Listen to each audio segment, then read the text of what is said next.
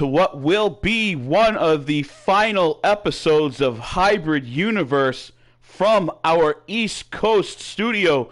And if you watched my little video that I popped up earlier, there's sort of an eerie feeling in the studio as I sit here alone.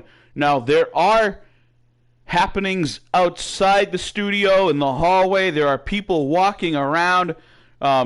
The stadium is packed already, but still in my wing, which is part of the old wing of this building, there's sort of a creepy feeling. I swear I've been hearing like dog's nails scratching, sort of a growling, but every time I look out in the hallway, there's nothing there. So definitely an eerie feeling. It kind of reminiscent of walking into an empty lit stadium. John Prada's show.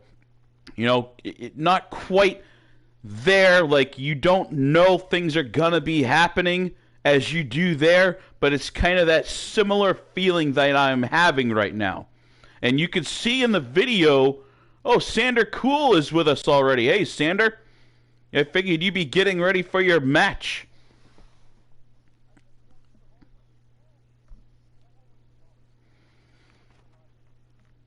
The thing is, I've already had the light bulbs replaced this morning when I got here.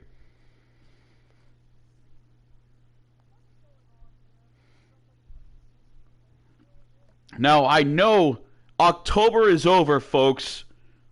We are in November. This sort of thing should not be happening anymore. So it makes me kind of glad that we will be moving to a brand new facility out on the West Coast. Now, there's a couple different cities still in talks, and it will be finalized. I'm hearing finalized some point today what city we will actually broadcast out of, but it'll be a new building either way. So hopefully we will no longer have things like this going on.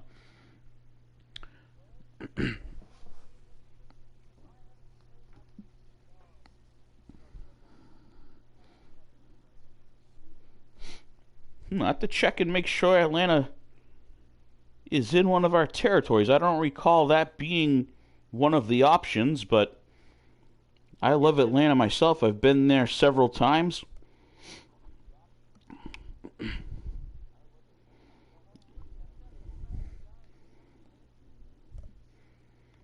Phantom Guy, what's going on? Good morning.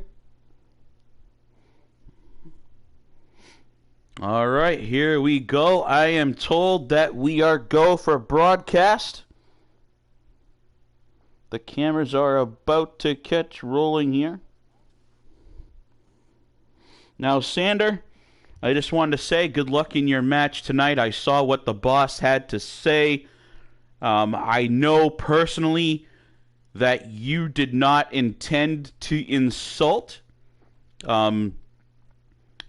But as I am learning little by little that our new owner definitely pays attention and he definitely takes certain things to heart if he feels like people are questioning the way that he is running things.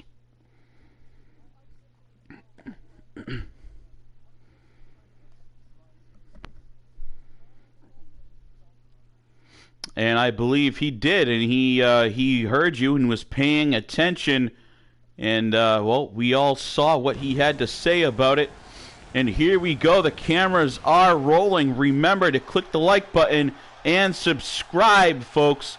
If you take the time to even watch the intro of this show, it only takes you 0.2 seconds to click the like button on there. There should be no reason for, 100 views with only 3 likes. And as we kick things off, folks, the first match of the night, Oh, what is this? HWA, your time has drawn near. The sun is setting. The howls of the hounds are getting louder. You're starting to hear the scratching on the pavement. You're starting to hear the growls get closer and closer to you. There's no longer laughter in the air. There's no more holy shit chants from the crowd I can hear him clearly this is time. please let it stop. Please let it end. Because the hounds are coming for blood. And we're coming to prove a point. So HWA, prepare for the hounds. Because it's now close to feeding time. Oh, there we go. That Mad Dog X having a few words to say before his match here. And he takes on Conor Omega. And again, folks, this is the first singles match of the night in the second round, the final round of our King of the Ring qualifiers. And it looked like Mad Dog going for a belly-to-belly. Conor Omega blocks that one for now. And now Omega with a huge chop, a chop that sends Mad Dog X to the ground. This was the gentleman that we saw moments ago with a few words to say, and it's kind of weird that I was hearing even before people started getting in some of those things that Mad Dog was talking about. The nails on the concrete floor type of thing, the growling.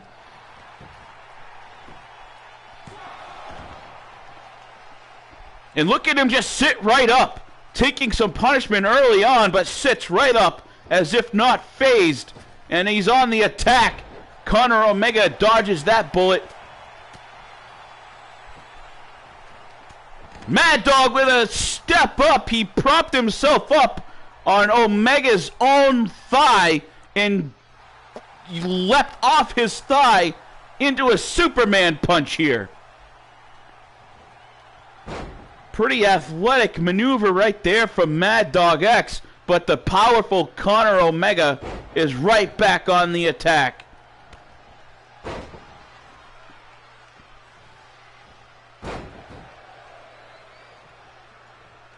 This Mad Dog X, for all that he talks, you would be thinking it would be coming from a 7-foot guy, but Mad Dog looks more like a light heavyweight or even a cruiserweight. But he is definitely, right now, taking some punishment. Oh, he grabs the kendo after taking a couple kendo shots from Omega. Grabs the kendo stick from him. And now just beating on Conor Omega with that kendo stick.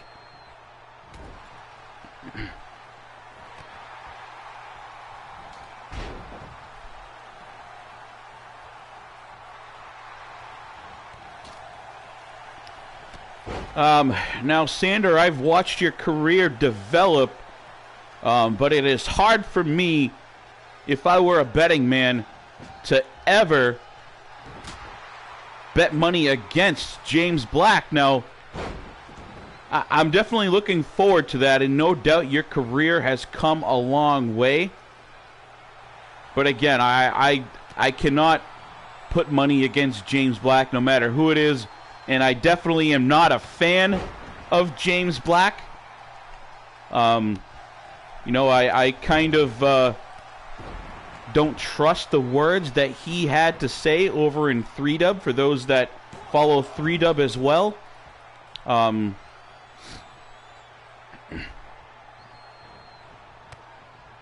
After all the things that he's done, I don't know if James Black can actually make up for those. The things that he had done to Devil Dog's family, to Chris Harris's family. And there's a quick 3 count! What a super quick match there. Mad Dog X seemingly behind the whole time, taking punishment. It seemed he was literally playing possum right there. Ends up picking up a win over Conor Omega out of the blue. You know you have some power to be able to put Conor Omega away at the blink of an eye. And there's a look at Mad Dog X, folks. That was a surprising win. Mad Dog X will be taking his place in that King of the Ring Battle Royal match at the pay-per-view. What a crazy quick match, folks. It looked like Conor Omega was going to dominate like we're used to seeing the Destroyer do. And then all of a sudden, Mad Dog just turns it on as if, called from a higher power or a lower power, and just took out Omega out of nowhere.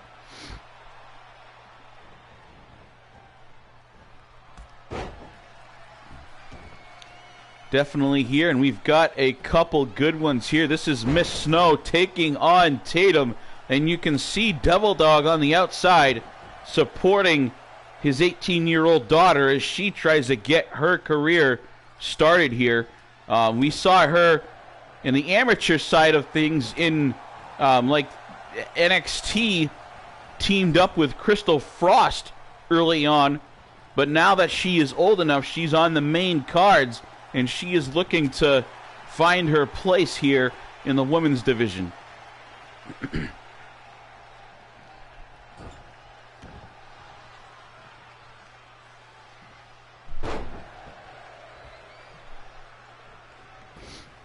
Well, we're hoping and wishing her well. I've known her since she was a little girl. Of course, Devil Dog and I have always been pretty close, kind of like a relationship between Stone Cold Steve Austin and good old JR. But, we're looking forward to big things for this Tatum. And Miss Snow here showing her veteran prowess, spins things around, delivering a nasty DDT. Devil Dog on the bottom of the screen, bottom right, cheering on his daughter here. It's got to be difficult to watch. It's got to be hard for someone to watch their child or their family member, in the ring taking shots like they are. Tatum showing an aggressive side, having Snow down on the ground and just lifting her up by her hair and slamming her back down repeatedly.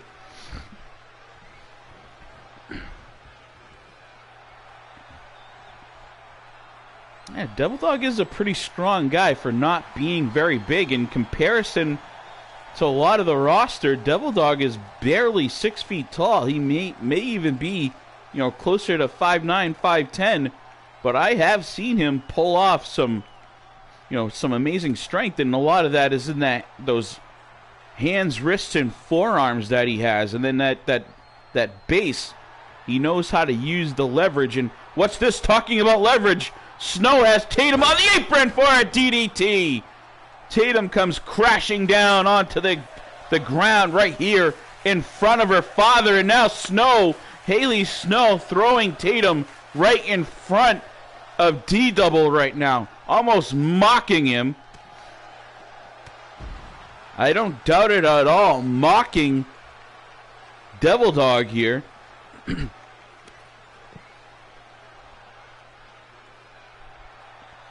Now, Sander, I see you've got that same blue suit on again.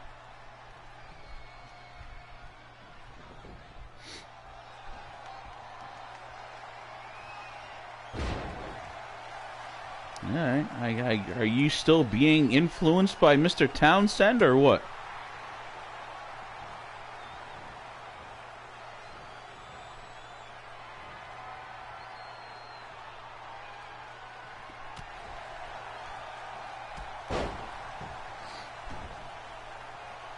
So you wearing the suit that he bought you, kind of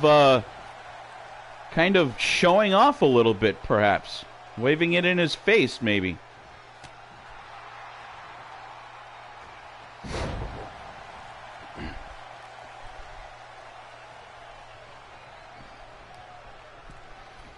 Snow going up top, Tatum on her back. Snow leaping for a leg drop and comes up empty. Landing on her posterior from the top rope, and now I wonder if that bunny tail that she's wearing absorbed some of the blow, because she popped up pretty quickly. There's not a lot of cushion back there, so maybe she had to add that little fluffy rabbit tail to help absorb some of the falls on her backside. And she's right back up again. Leaping for a flying elbow. Lands on the sternum of Tatum. 2 count and goes for 3, but Tatum kicks out. Halie Snow thought she had a win here, but Tatum able to kick out of this one after a 2 count.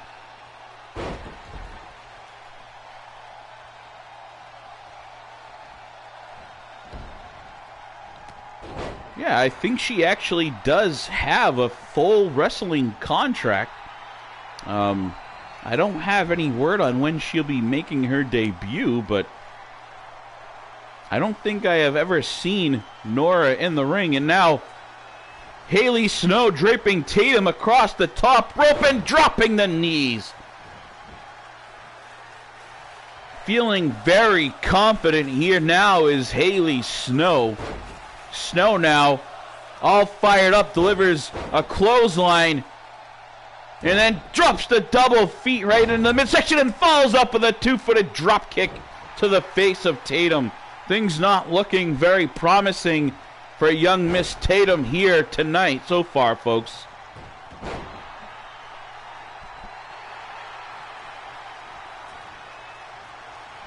Tatum now trying to fight back against the veteran Halie Snow.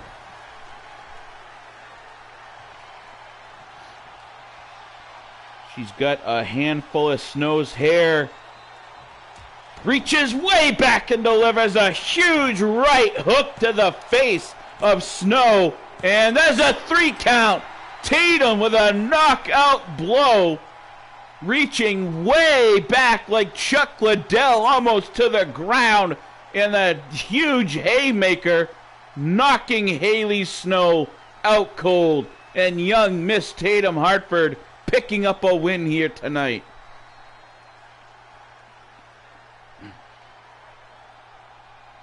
I don't know. She appears to have a stronger punch than Devil Dog. Usually you see Devil Dog, he's got those kicks for sure. Kicks and suplexes, but Tatum utilizing that right hand that we see, I don't know, it's got all wrapped up with some sort of arm banding and stuff. Maybe to protect it, because that's definitely a huge weapon right there, as she knocks Halie Snow unconscious.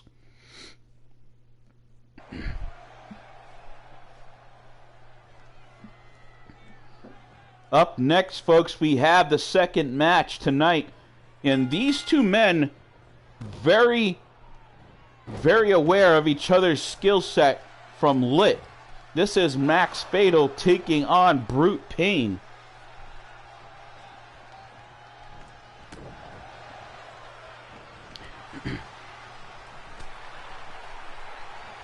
Max Fatal, very deep into the Lit program. He does a show on there that's actually very entertaining if you haven't watched, called The Freedom Report. Very entertaining stuff if you haven't gone through. Yeah, you definitely need to watch some episodes. And Max Fatal, he's got Brute in a leg lock here, trying to submit Brute Pain. But Brute Pain, as the name says, able to just take more punishment, more pain than most men can take in and just keep fighting through it. You see the nasty scarred face and body of Brute Pain, the German.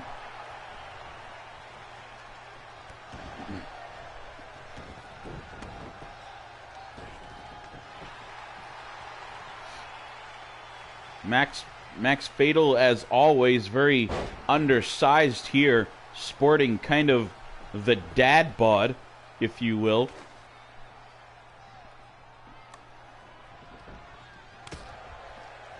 Brute Pain going to the outside, grabbing a baseball bat, but Max Fatal, very good job at scouting him, knows Pain very well, sees him digging for something under that ring there, that apron, and oh, what a destroyer right there. It looks like Brute Pain is going to pick up a win real quick.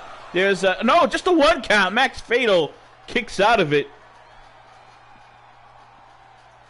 Kind of a precarious position here for Brute Payne as he, sat up, staring right at the old glory that we have, on the center of our barrier here. It looked like, Brute Payne was more affected by, sitting up with that right in his face than he was of Max Fatal kicking out. Not Brute Payne, not a huge fan of America or Americans. And now Max Fatal wrapping him up in a quick pin and a 2 count here. Max Fatal trying to steal one on the outside. On paper, you would never see this match even lasting this long. One would think that before this match even started that Brute Payne would have the win within the first couple minutes, but Max Fatal, trying to advance here, keeps fighting back. Brute Payne just bashing Max Fatal off that steel post, having his way with him here. And again, slamming him off the apron. Brute Payne just pummeling Max Fatal. But Fatal now fighting back, slamming Payne twice against that barrier. Fatal not giving up. Oh, shoulder blocks him right into that barrier. This match not spending much time on the inside of the ring at all. These two are just... And look at this. Brute Payne saluting and swearing at the fans in the front row.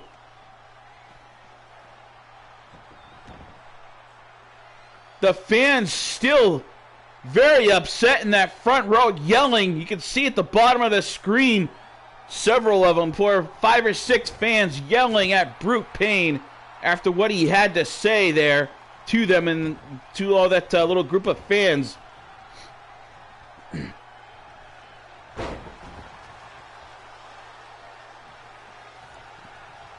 We are right back in the ring here now. So much for that. We were in the ring for half a heartbeat as Brute Payne just throwing Max Fatal back outside and spins around for a nasty pile driver. This has got to be it. There's a 2 count and no, he kicks out. Max Fatal right here in front of us kicks out after that devastating tilt-the-world pile driver right here in front of us. And did that just happen? Max Fatal just knocks out Brute Payne and picks up the win. I can't even bring myself to get excited. Like, Max Fatal just beat Brute Payne in a one-on-one match, knocking Payne unconscious. I am almost speechless myself. I can't believe what I just saw. Max Payne, or Max Fatal, I can't even say it right. Max Fatal just beat Brute Payne and will advance into the King of the Ring Battle Royal match at the pay-per-view. Look at him. Last time we saw Max Fatal win a match, that dark entity, Nightmare Sparks, came in and basically chokeslammed him through the mat, and none of that this time as he finally gets to celebrate a victory. And here we go, Sander Cool, get yourself out there, take that suit off and get in the ring.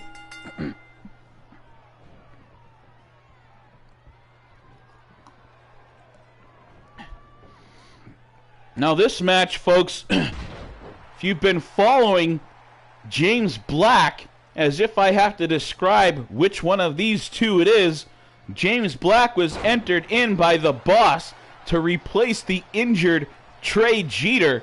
Trey Jeter, at the time, was our light heavyweight champion, and in his first round match, the O'Connor Incorporated members, Nick Bruiser, Mr. Morocco, and Aaron O'Connor, badly injured Trey Jeter. Now, he got the win out of disqualification, but he is out at least for the season. And the Boss entered this man, James Black, to take his place skipping a first-round matchup and right into the second-round qualifiers. Now, Sander Cool, we see here his opponent. We all know Sander Cool. He voiced his opinion and his concern and his dislike for James Black being able to just skip the first round eliminations and end up with a bye right into the second round.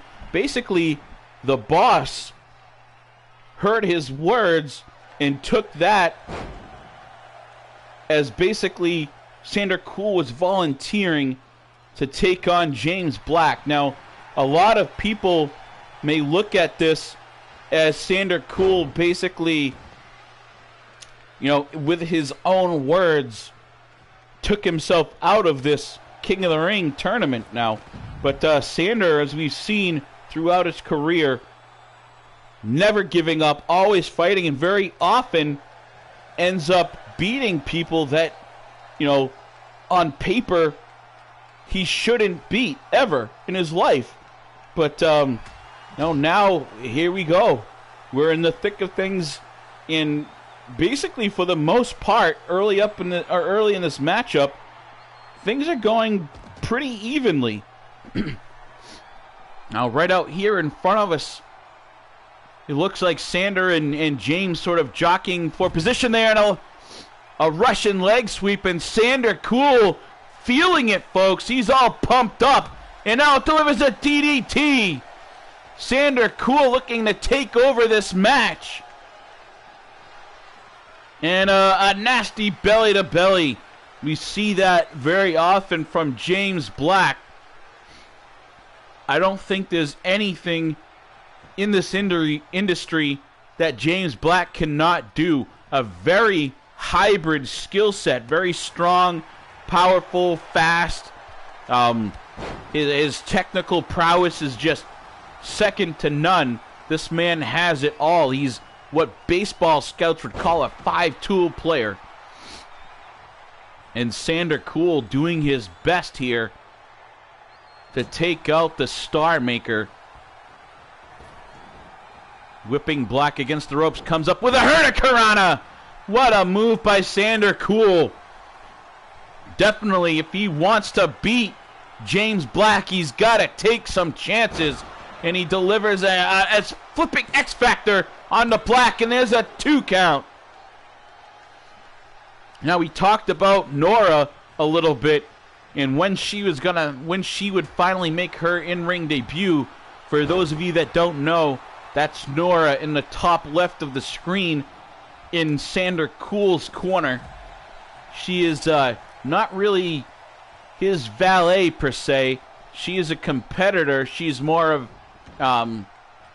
a friend, a confidant, a trainer. There was rumor of love interest in the old HWA format, but at least to this point, and James Black just tossing Sander aside here like a piece of loose garbage.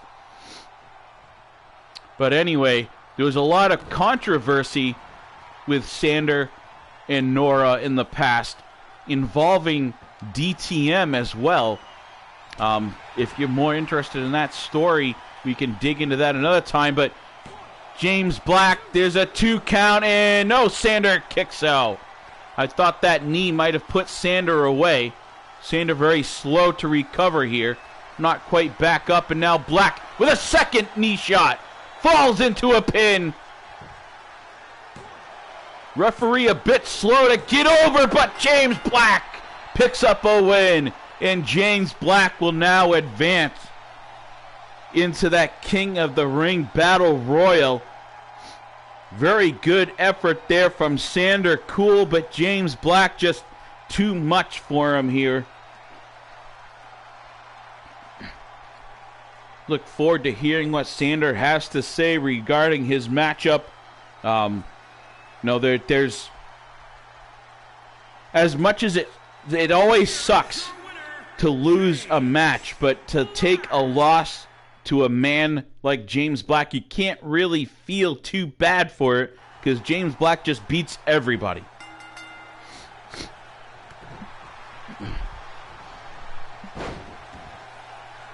Now as we wait for Sander to make his way back down to the table, we're into some tag team action, taking a little break from the King of the Ring qualifiers, as we've got Corey Quinn now and the core team taking on the Rivers family. This is Noah Rivers now in the ring. Gavin started things out here with Corey Quinn, but tags in Noah real quick. Good effort out there, Sander. You definitely gave it your all there against James Black. Take a second, calm yourself down, have some water.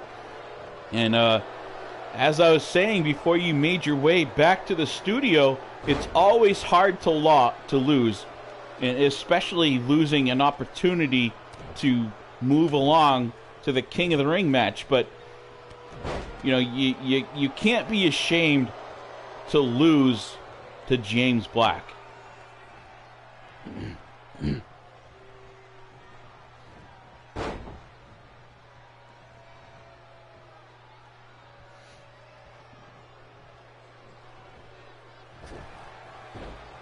Now, there's always shoulda, woulda, couldas, and you definitely, there was a couple times there where you had a pin. You even got a couple 2 counts there, I believe.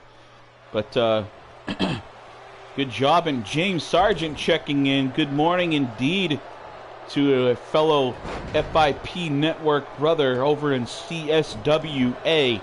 If you haven't watched that show yet, make sure you check out CSWA, James Sargent YouTube channel.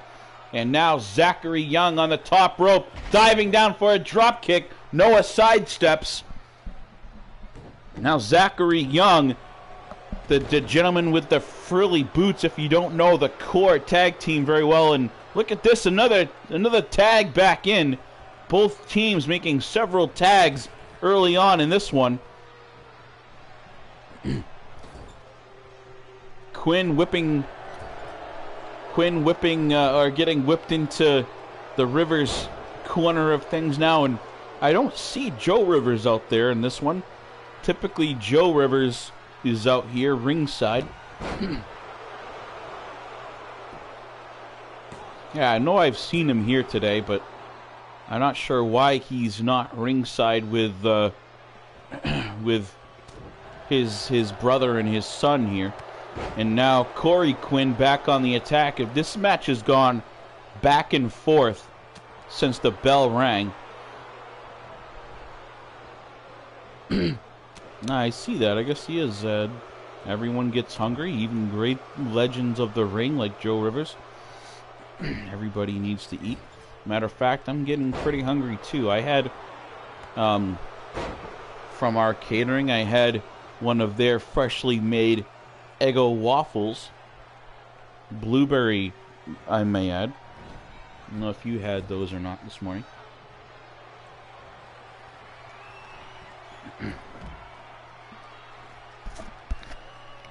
No, I messed up. I can't say. Oh, look at this! Diving through. Noah Rivers dives through the corner, delivering a drop kick, sliding across the corner of the ring, taking Zach Young down. James Sargent says the bagels were good. I hadn't seen you here, James. I'm glad to know that you were in the building. And if you care to, I believe that you have an open invite into the chat. So, you know, if you ever want to mic up and come on here with Sander and I, feel free. And anytime, not only today, but anytime at all. And feel free to share what's going on in CSWA or 3WA or any other APW, all of our shows. And GW, yes, that is our development league, and I'm not sure why Sander Cool is in the development league, but you know, I don't run that program, so these men may be adding some star power to the brand, perhaps.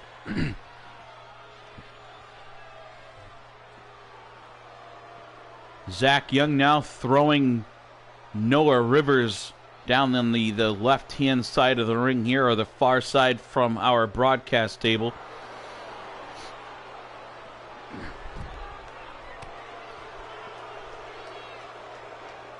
Yeah, you're. So what's the storyline in CSWA that you're involved in, Sander?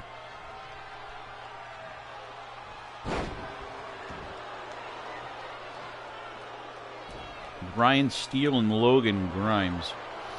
It seems that everyone's involved somewhere with this Ryan Steele in the CFT Enterprises in some way, shape, or form, and apparently yourself not escaping him either.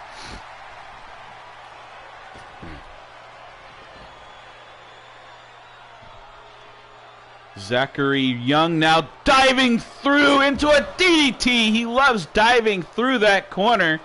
Last time we saw a sliding drop kick. This time diving through, delivering a DDT onto Noah Rivers here. Very athletic is this Zachary Young.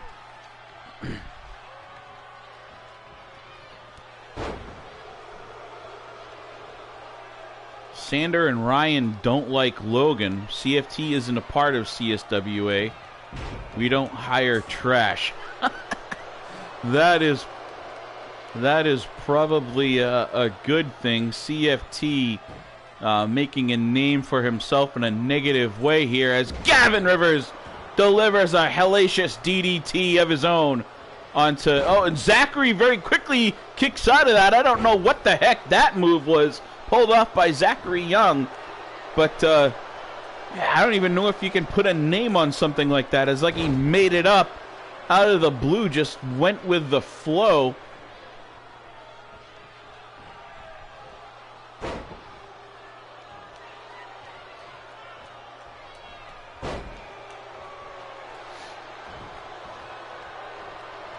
J&W Boss, that is Mr. White. Thank you for checking in, Mr. White. Hope you enjoy the program. And for those tuning in at this part of the match, and a reminder for those that start fresh and watch from the beginning, make sure you elbow drop, super kick, or maybe even squeeze a little bit longer and cross-face the hell out of that like button for us. It only takes 0.2 seconds, folks. And here we go, back outside of things, and now Gavin and Zachary Young taking turns bouncing each other off those steel steps. The steel steps have come into play an awful lot in this match so far.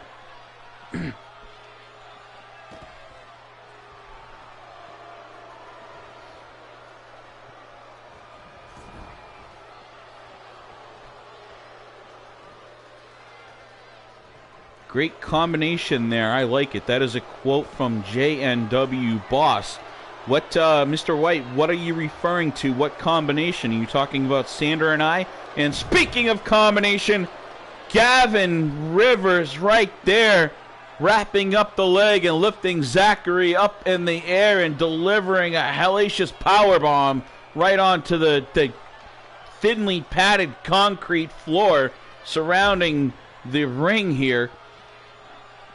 Zach taking a breather, steps back in the ring, leaving Gavin lying there for oh, and what's this? Noah Rivers getting involved.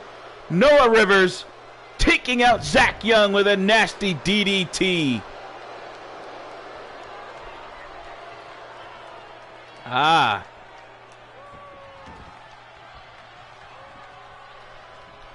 And Zach Young diving to make a tag for Corey Quinn, the leader of the Core. Now, we've only seen 2 members of the Core, but I believe there are something like 6 or 7 faction members of the Core. And now Corey Quinn with a Dominator onto Gavin Rivers. This could be it. There's a 2 count, and Gavin kicks out. Somehow, Gavin Rivers able to kick out of that Dominator. Now, Corey Quinn realizing that they're looking to do some damage onto the upper body strength by taking out the arms of Gavin Rivers. Now Corey Quinn with another pin. There's a second 2 count. Gavin kicks out yet again. And what's this? Corey stalking his prey. Gavin, don't get up. Oh, Gavin blocks it this time. Corey Quinn perhaps going for another Dominator. Gavin saw that one coming, blocked the leg kick, and then landed a huge power bomb of his own like we saw him deliver to Zach Young on the outside.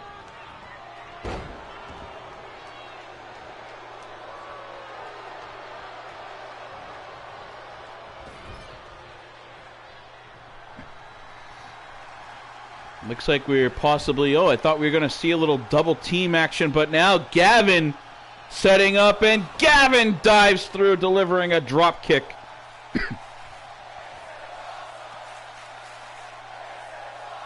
The competitors in this match love diving through the corner of this ring.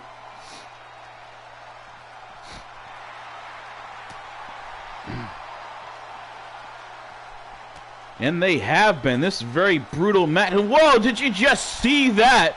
Corey Quinn down on one knee. Gavin holding on to the arm and shoulder. Leap up onto the knee of Corey Quinn. And then spins off, leaping through the air, off Quinn's knee, delivering a kick to the face. What an athletic and creative move there by Gavin Rivers. I think I've probably seen 4 moves in this match that I've never seen.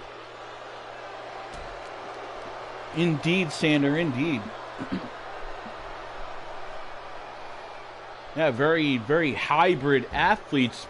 And again, I was getting into, I've probably seen at least 4 moves in this match alone that I have never seen before in my lifetime. And I've been in this industry for 30 plus years.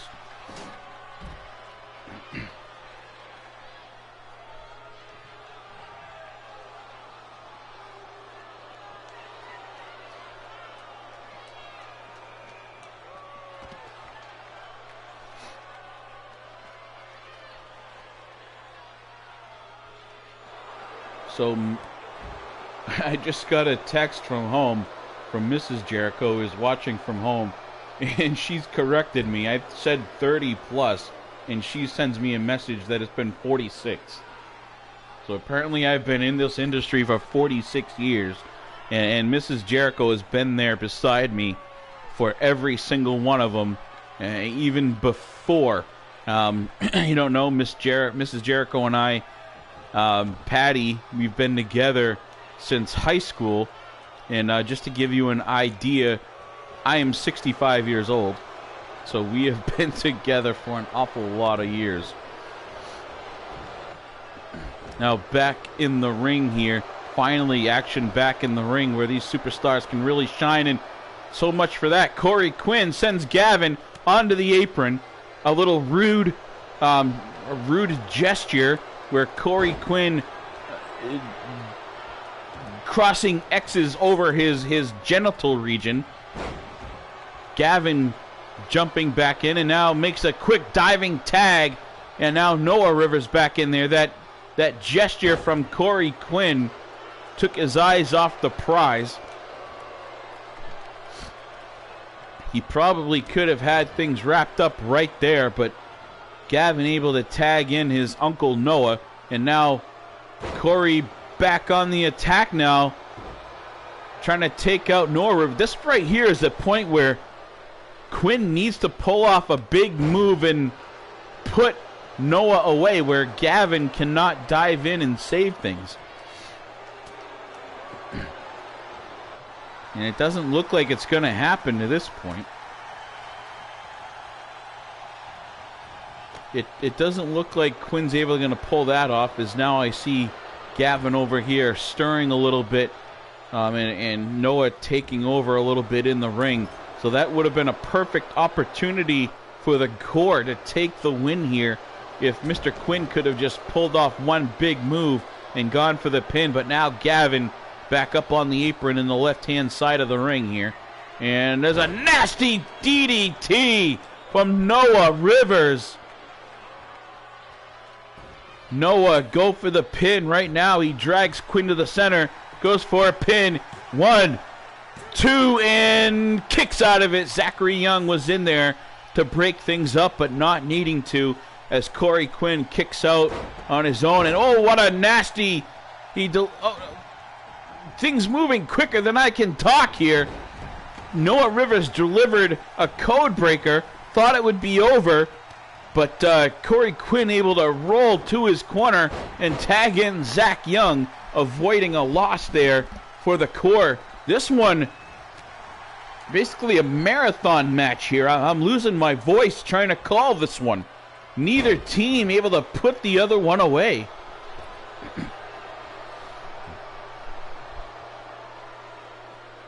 You can see that each man losing a step here as we're moving forward.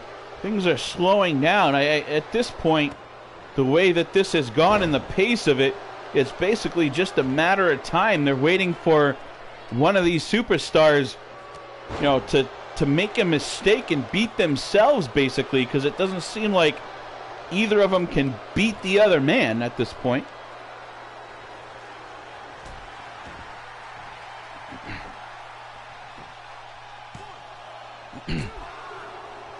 And we see another 2 count and a kick out. And now Noah Rivers back up on the apron. Gavin sizing up, a kick to the leg here, and delivers a running calf strike to the back of the head of Zach Young. And there's another 2 count. All 4 men in the ring. I thought Bedlam was going to break out here, but you know, each teammate clears out and goes into their respective corners now. Gavin fired up. A little burst of energy from Gavin Rivers. Clotheslines all over the ring. Kips himself back up and goes for a tag. Tags in his Uncle Noah. Noah Rivers coming in now, the fresher of the 2 men, taking on Zach Young, and Young comes up with a clothesline of his own.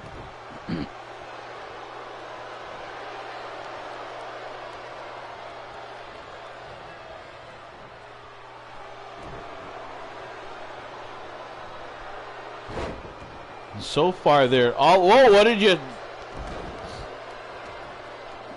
This one's still more back and forth. It looks like these 2 guys, Zachary Young and Noah Rivers, each catching a second win there. And Noah Rivers knocks the win right out of Zach Young's sails right there.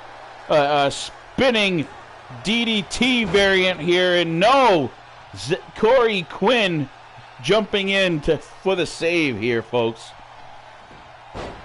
What is it going to take to put this one away?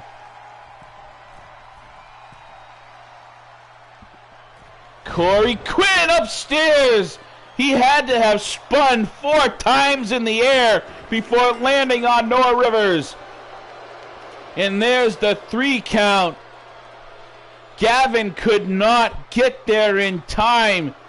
And the core beats the Rivers family, folks. What a move. You're going to have to slow that one down to see exactly how many times Zachary Young rolled in the air before landing that senton.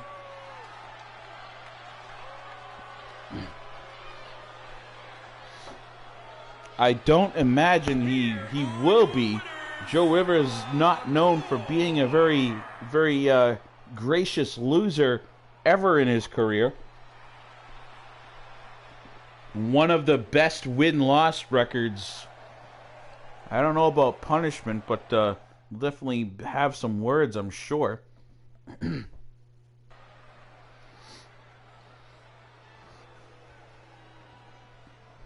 And here we go, a couple of your favorite superstars now as Ryan Steele takes on Michael Blaze in this King of the Ring qualifying match.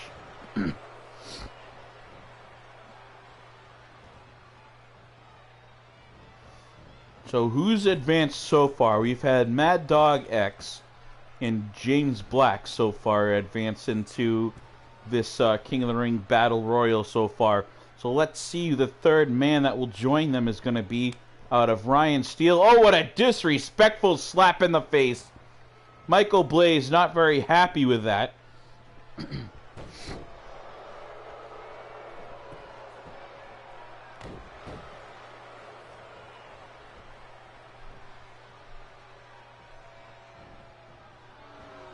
you do realize that CFT, as always, is going to hear what you had to say, and I'm sure he's going to try to grab his lawyers and sue you for saying negative things.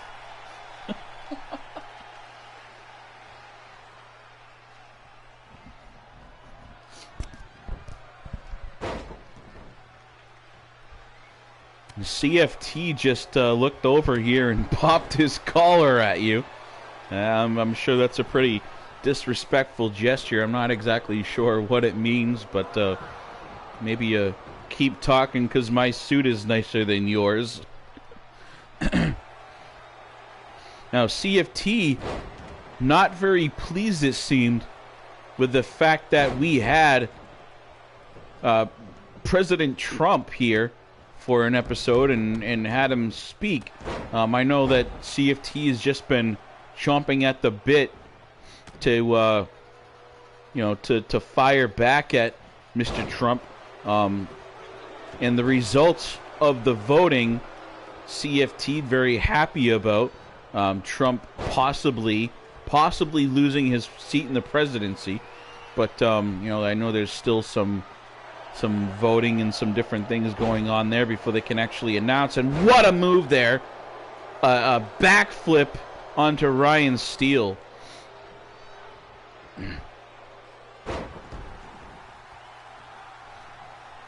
CFT. Oh, and a cutter out of the blue. The Blaze cutter, and this could be it for Ryan Steele. No, 2 count. Ryan Steele kicking out of things here. Thought for sure Michael Blaze had the win here with that Blaze cutter, but Ryan Steele kicking out of it. CFT cheering on Steele. And, oh, an outside crescent kick right there. That's it. Blaze is done. 2 count, and no! Michael Blaze kicks out. So far, each man landing their best finishing move on each other, but not able to put the other man away. Ryan Steele throwing Michael Blaze out of the ring. Slowly climbing out. Shot to the gut. Now has Blaze up in the air and power bombs him into the corner of the apron. Ryan Steele with a nasty apron power bomb there to Michael Blaze.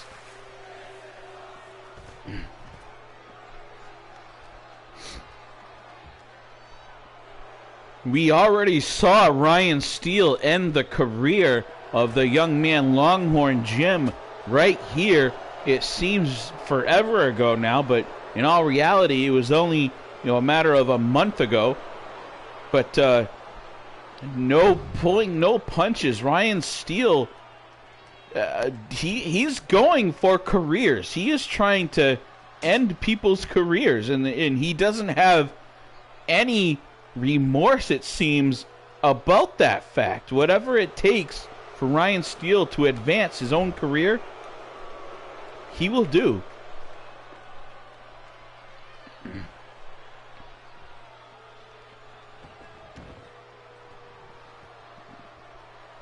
Not even about the safety or the well-being or the career of others either.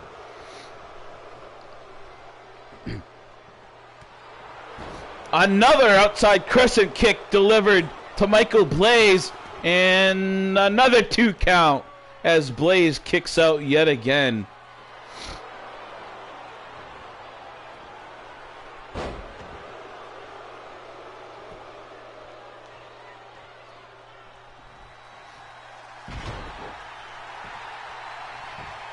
You can see, I know the camera's not focused on it now, but CFT walked over here towards the table and having some not so kind words to say to Sander Coolin. Another Blaze cutter perhaps. No.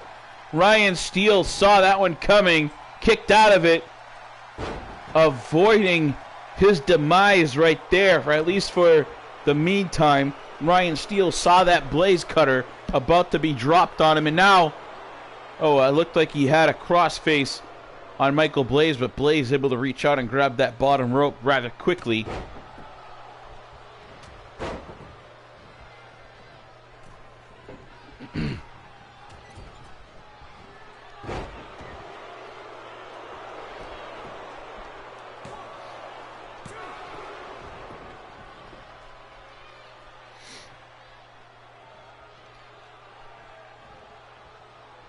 This is a pretty good match so far, Mr. Cool. Who, out of these two, at least this point in the match, you still thinking that Michael Blaze perhaps would come out on top as the winner in this one?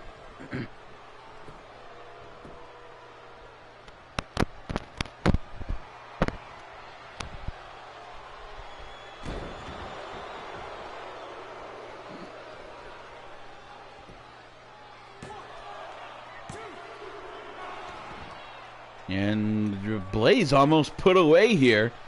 A 2 count and came a fraction from having Ryan Steele advance into the King of the Ring Battle Royal match. Michael Blaze looking a little bit hurt there after that one. A dragon suplex now lifting up into a brain buster here.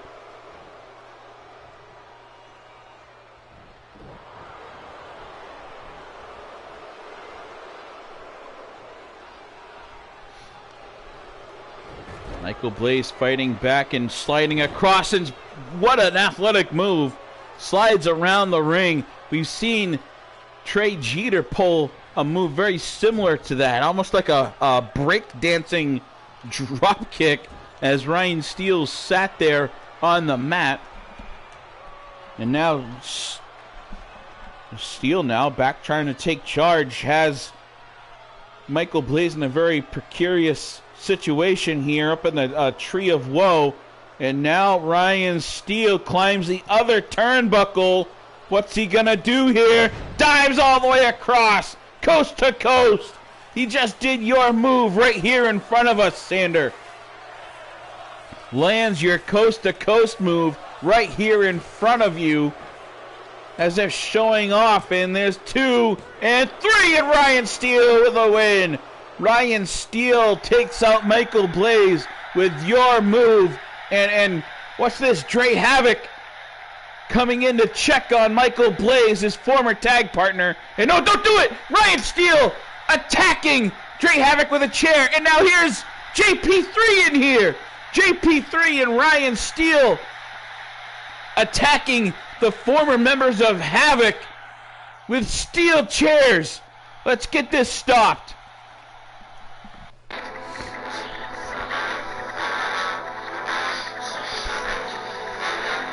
More Townsend Enterprises mayhem as 2 of his members just attacked the 2 former members of Team Havoc, both former members of Forged in Pain, just brutalizing them with steel chairs right here in front of us. And now, as our World Heavyweight Champion Gorilla Cruz makes his way down, they're finally able to get the chairs out of the hands of the Townsend boys.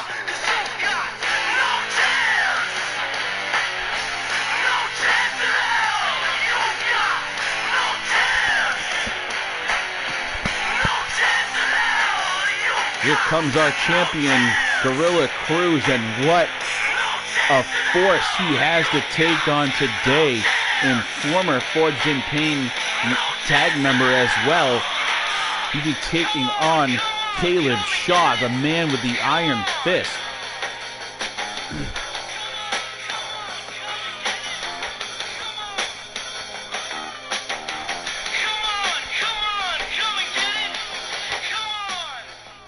Definitely, if he wins this, can anyone ever take the title out of the hands of Gorilla Cruz?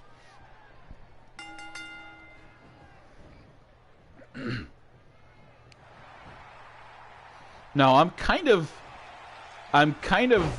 curious as to how things are going to go tonight for Caleb Shaw, especially after we saw last episode. It was proven that Caleb Shaw was one of the men, actually the man that was being attacked by the Iron Bison Lee Jones last show. There was some feed that I didn't see. I believe you pointed it out to me.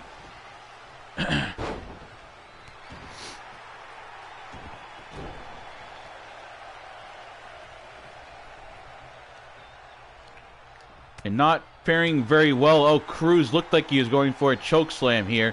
Caleb Shaw able to fight out of that one.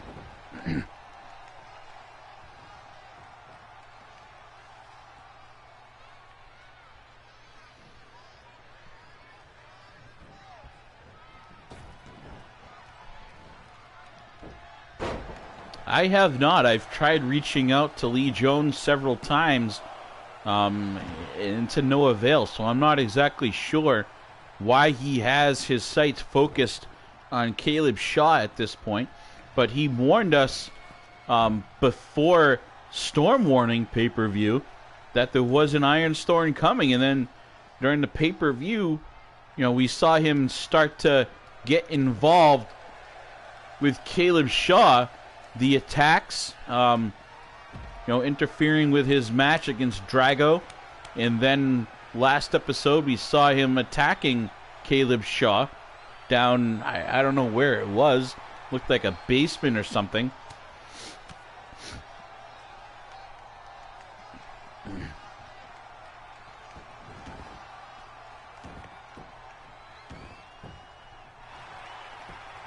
Yeah, okay, the boiler room perhaps, okay. I had a hard time. I'd never been down there myself, so I didn't really recognize it. But I'm not really sure why would either of them be down there. And oh, look at the spear out of the blue. Our champion spears Caleb Shaw by a 2 count here. As we were chatting, I thought we were going to have Gorilla Cruz picking up a win and securing his spot in the Battle Royal here, but no, Caleb Shaw able to kick out of it. Gorilla Cruz choking out Shaw.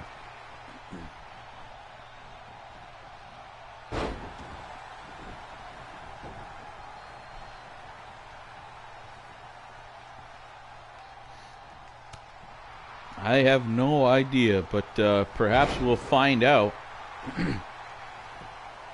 Gorilla Cruz dominant, in any given Sunday, as they say.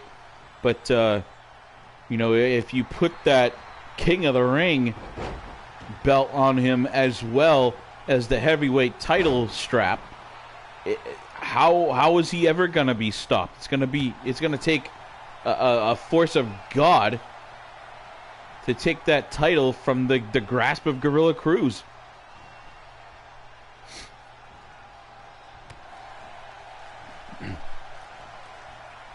Well, there'll be several competitors. I see, the way I look at it is if he advances to that match, the other competitors in that match need to work together at least early on for some amount of time to take Gorilla Cruz out. That's the only way, because if they give him a chance, he can pick up any of them at any given time and just throw them out of the ring without even having to deal any damage. And now going for a pin here on the outside, pinning Caleb Shaw right on that chair, but only a 2 as Caleb Shaw kicking back out.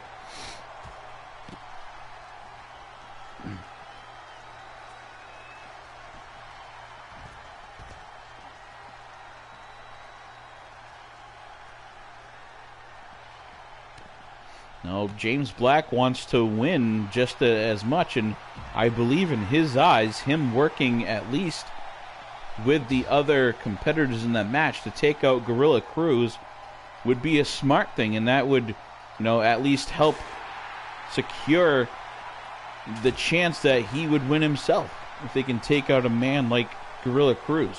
Because there's no doubt on my mind that James Black wants that belt that Gorilla Cruz has right now. James Black does not go to any company. James Black does not wake up a single day of his life without wanting that. The referee signaled to stop the match. Caleb Shaw is the winner here, but Gorilla Cruz popped right back up. I don't understand how is that a win for Caleb Shaw? The referee signaled for the bell.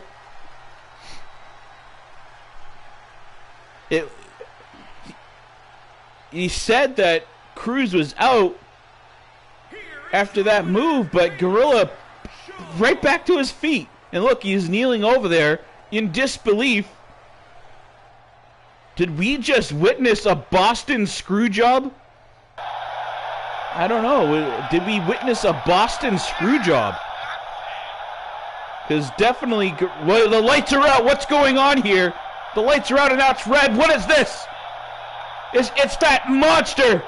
Again, Nightmare Sparks, and he choke slams Caleb Shaw down through the ring. This Nightmare Sparks again.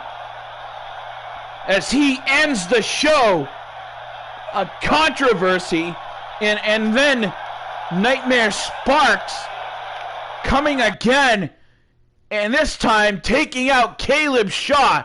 It doesn't seem that he has any alliances here. As far as I can tell, just at random, taking out HWA superstars. The lights go out.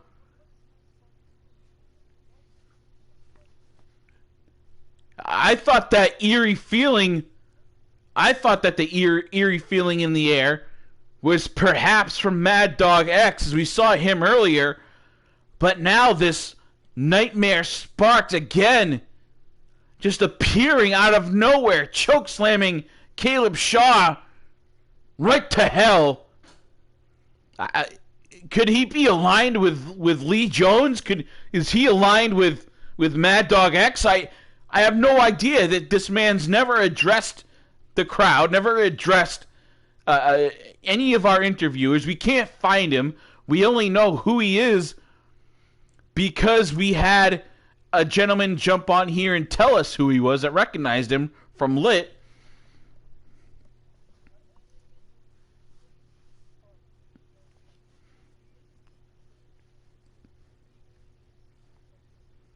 We definitely need to get word from Iron Bison or talk to Mad Dog X, because the two of them definitely have the same supernatural sort of link. There's been no mention from either man that they have any sort of connection other than the eeriness and the supernatural and then the dark entities, perhaps. But that's just my speculation.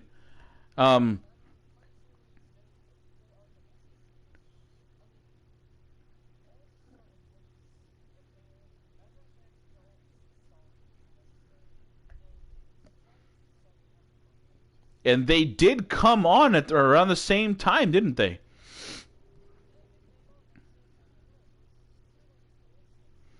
But why Max Fatal and why now Caleb Shaw? What is that? There's no connection between the two men that have been attacked, or is that it? Is it just random, you think?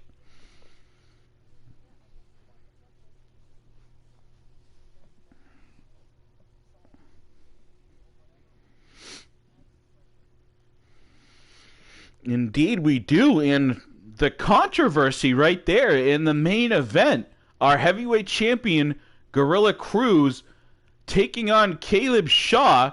And at the end of that match, the referee rings the bell as if saying Gorilla Cruz was out. But Gorilla Cruz clearly sprung right up immediately after the move happened. Did the boss of HWA, is this another Montreal screw job type of deal? I'm sensing.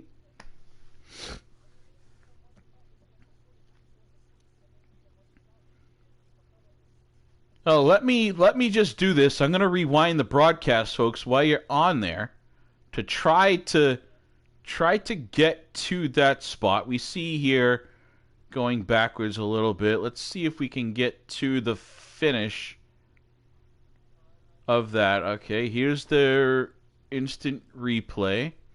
Folks, just stand by. We're sort of getting back through. And okay, we'll start right here. Here's where Caleb Shaw wraps him up, delivers the move, and there's the bell.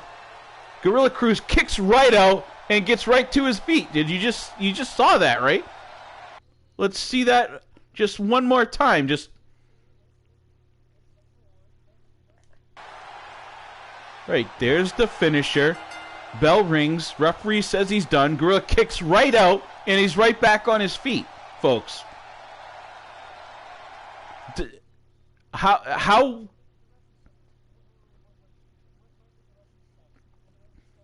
The referee was down on the opposite side of us. And let's take another look here at the end of that. And here's where Caleb Shaw is celebrating. Boom, the lights go out. And then the red lights are on. The whole place is red. Here's that Nightmare Sparks, gentlemen. Look at this. Nightmare Sparks. He just has Caleb Shaw by the throat,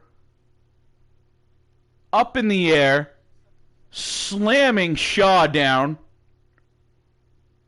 And look at this gesture. Look at this gesture. Cutting the throat. Who could he have been gesturing to? What an ending here in the first half of the final rounds of the King of the Ring qualifying matches. What an ending, folks.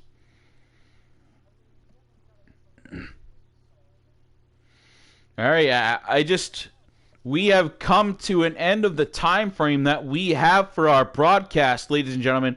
I thank those of you that participated, Mr. White, James Sargent, all of you. Sander Cool, as always, thank you for jumping in on the commentary with us.